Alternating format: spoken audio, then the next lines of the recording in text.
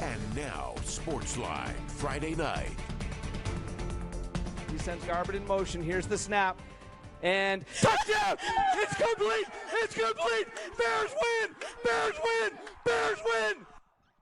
1,113 days since they last lost a football game. The Bear Lake Bears have ended Westside's 35-game win streak with that two-point conversion. A gutsy call pays off in overtime for Bear Lake as the Bears went for two after scoring a touchdown and got it, handing the Pirates their first loss since September 6th, 2019. What a way to start off Sportsline Friday night on this first Friday of fall. I'm Eric Moon. You just saw the shocker in Montpelier, and there's plenty more action where that came from. We'll start with Pocatello and Hillcrest, a pair of 4A teams looking to bounce back, met at Thunder Stadium. Pocatello coming off a loss of the Black and Blue Bowl. Hillcrest trying to break a 3-game losing skid. It is all neon for homecoming as the Hillcrest students are ready for this one. We pick it up in the first. 7-6 Pokey, but the Knights want the lead, and they get it on a Peyton King dime to Sheldon Nelson for the touchdown, and a 13-7 advantage. To the second, same score. Tyson Beckles takes the handoff up the gut, and with a little help from his friends on the O-line, he crosses the goal line. Thunder lead 14-13. Late in the half now. This will be a top play nominee next week. On the deep ball to the corner, Parker Smith goes up and gets it for 6. What a play there. Thunder led 21-13 at the break, but Hillcrest comes back for the upset win, 27-21. Well, in Blackfoot tonight, Rigby was looking to add on to their impressive play as of late, with the Trojans' last win against Bonneville coming by 35 points. And the home team Broncos are trying to bounce back after their stunning loss against Shelley. Something had to give in the potato capital of the world. The student section and a Bronco are fired up for this one. The Trojans get it done on the ground in the first quarter, taking it all the way down into Bronco territory. And later in the quarter, Brady Packer is going to go deep, and he is going to get 6. Touchdown Rigby. What a play by the Trojans. Rigby would add to their lead in the second with a touchdown in the corner, and all is well for the road team. Looking to add to their lead, but watch Javonte King come up with the pick, and the Broncos have new life. Later in the drive, the Broncos would score on a long touchdown pass right here, right in the corner. What a play by the Broncos on that one. I know, but it would be too much Rigby in this one, 28-0.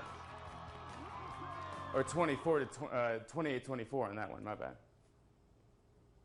The Shelley Russets got their first win of the season last week in shocking fashion, taking down undefeated Blackfoot. But it's a new week, and the Bonneville Bees were going up to put on a fight. The Russets would defend their home turf quite well in this one. Nate Nelson tried to make a play, and Walter Killen comes up with a nice catch for a touchdown to add on to the Shelley lead. The Bees trying to get something going, and Spencer Sewell with a tough carry inside, gaining extra yards and getting the first down. Now watch this hit by the Shelley defense. The Bees trying to get the first down, but they are leveled at the line of scrimmage. Man, wow. The Bees would gain the advantage on their next play. Tim Williams gets open for the first down and makes the catch, but it was all Shelley in this one, 28-0.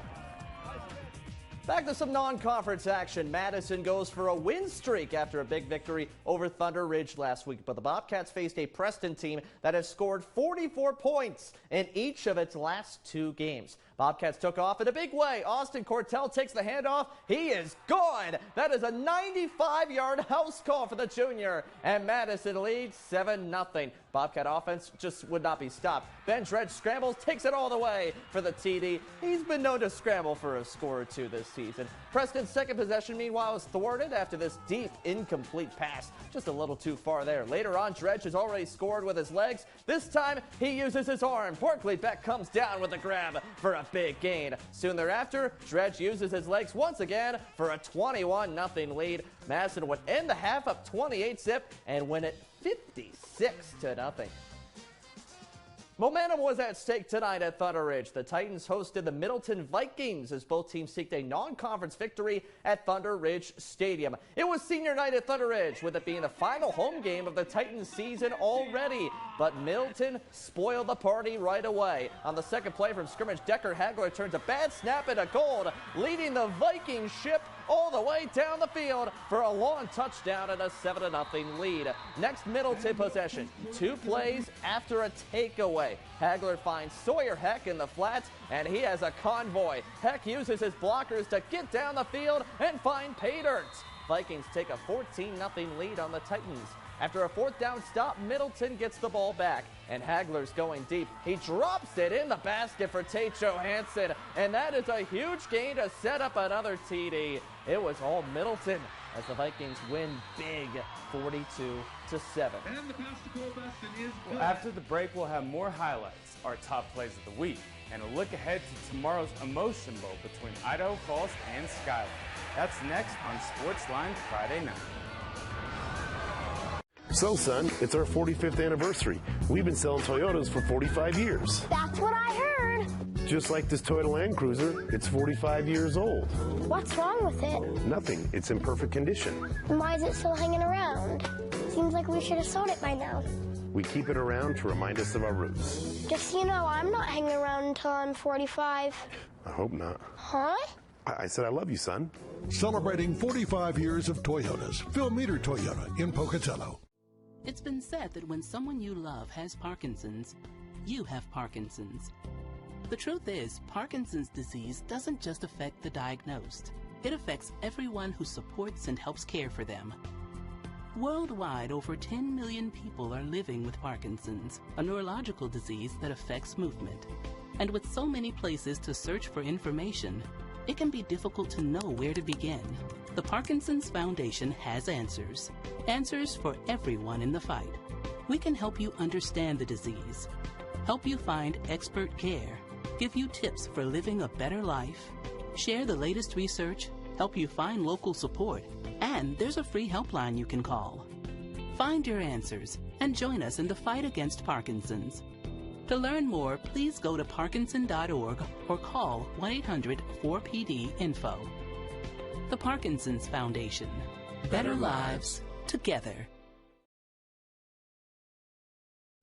This week, the action continues into tomorrow because we are one sleep away from Idaho Falls and Skyline doing battle in the 58th Emotion Bowl. The Tigers snapped the Grizzlies' 7-game win streak in the series with a 17-point comeback victory last year. This year, both teams seek the first win of the series on the new Ravston Stadium turf. Gates open at 2 o'clock. There will be a special ribbon-cutting ceremony at 3:30, and kickoff is set for 4 o'clock. And Grace taking on Rockland in this one. Grace with possession. And watch this. He gets it in the flats. And he's going, to the 20, to the 10, touchdown. And Grace adds on to their lead. Now, look at Rockland trying to bounce back. And Perman to the end zone for the touchdown. But here, Grace going deep. What a catch. Dropped and look it at in the there. hezzy right there for the touchdown. And 11 with the block right there. And Grace adding on to their lead again. But just before half, watch this. Rockland, another 6. But it would be too little too late in the second half, with Grace winning this one, 42-26. It was homecoming at Water Springs, but the visiting Challis-Mackey River Cats scored first. Grayson Chandler keeps the ball and plunges forward for a 5-yard touchdown. And after a 2-point conversion, Challis-Mackey leads 8-zip. The Warriors, though, responded quickly on their next drive. On a 4th and long, Drew Plocker evades a multitude of defenders and finds his way up the field, racing down the sideline for first and goal. Look at him go inside the 10-yard line. On the next play, Plocker does it himself again for the score. And after an unsuccessful 2-point conversion attempt, it is 8-6. Same score at the start of the second. Reagan Dixon takes the handoff and speeds to the house for a 20-yard TD. It was 14-6 Challis-Mackey at the time. We're still looking for a final score in this one, so if they have that score, be sure to give us a call in the newsroom or send us an email to sports@localnews8.com. To some other scores now. Highland fights hard in a defensive battle, but Meridian takes the dub 14-6 tonight, and Century gets its first win of the season in a landslide, blowing out Twin Falls 56-12. And it was all Sugar Salem all night at home against Marsh Valley. The Diggers ground the Eagles 63-0. Isn't that crazy? Yeah, that's a big win. And as for South Fremont, Snake River hands the Cougars their first loss of the season as the Panthers take it 32-20. Oh, that's probably the biggest shocker of the night, maybe. Yeah, that's a pretty big upset there. Snake River having themselves a good season, though. Teton Timberwolves will move up in the 3A polls this week. They're still unbeaten thanks to a massive win over American Falls, 56-6. North Fremont wins handily over West Jefferson, 60-22. So it'll be interesting to see who comes out on top of 2A in this week's polls. Huskies unbeaten. Bear Lake, of course, you just saw it at the top of the show. Huge win over the West Side tonight to snap their 35-game win streak. You can see more scores from tonight's games in the sports section of our website at localnews8.com and in the app. Now to our top plays of the week, which were sights to behold. We'd head to Shelley for number 3, where Javante Kane is doing his thing. That's a one-handed catch for the touchdown. He had one last year. He makes it look easy this year. And Cole, that is only number 3. Number 3? I can't wait to see what's number 2. Well, we head to Thunder Ridge for play number 2. And this isn't Ben Dredge's first rodeo in this segment. And you can see why here.